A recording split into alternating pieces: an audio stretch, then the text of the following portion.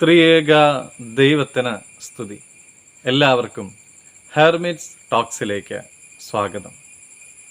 4 വയസ്സുകാരനായ പേരക്കുട്ടി അപ്പച്ചൻ്റെ മടിയിലിരുന്ന് അപ്പച്ചൻ്റെ കഷണ്ടിയിൽ തലോടിക്കൊണ്ട് അപ്പച്ചനോട് ചോദിച്ചു, അപ്പച്ചൻ്റെ മുടിയൊക്കെ എന്തി?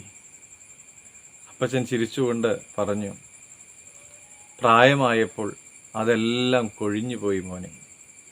അവന് വലിയ സങ്കടമായി.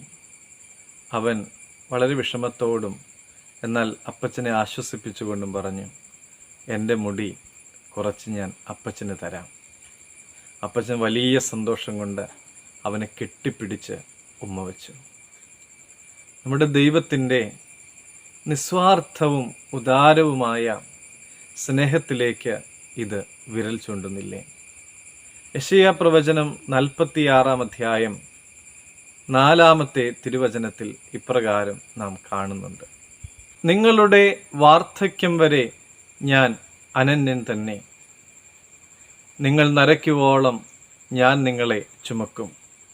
ഞാൻ ചെയ്തിരിക്കുന്നു, ഞാൻ വഹിക്കുകയും ഞാൻ ചുമന്ന് വിടുവിക്കുകയും ചെയ്യും. കാലാതീതനായ ദൈവത്തിൻ്റെ ഒരു നാളും ഇളകുകയോ മായുകയോ ചെയ്യാത്ത സ്നേഹം നമ്മളെ കവിയുകയാണ്.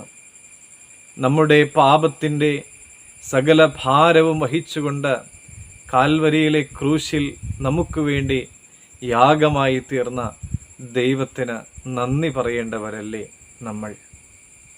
നിത്യസ്നേഹത്താൽ നമ്മെ സ്നേഹിക്കുന്നവനെ നിത്യം ആരാധിക്കുവാനും പാപങ്ങളെ ഉപേക്ഷിച്ച് പുതുശക്തി പ്രാപിച്ചുകൊണ്ട് അവനായി ജീവിക്കുവാനും നന്മകൾ ചെയ്യുവാനും നമ്മുടെ പ്രവൃത്തികളിലൂടെ ക്രിസ്തുവിൻ്റെ സ്നേഹം മറ്റുള്ളവർക്ക് വെളിപ്പെടുത്തി കൊടുക്കുവാനുമൊക്കെ നമുക്ക് സാധിക്കട്ടെ എന്ന് പ്രത്യേകം പ്രാർത്ഥിക്കാം. ദൈവം അനുഗ്രഹിക്കട്ടെ.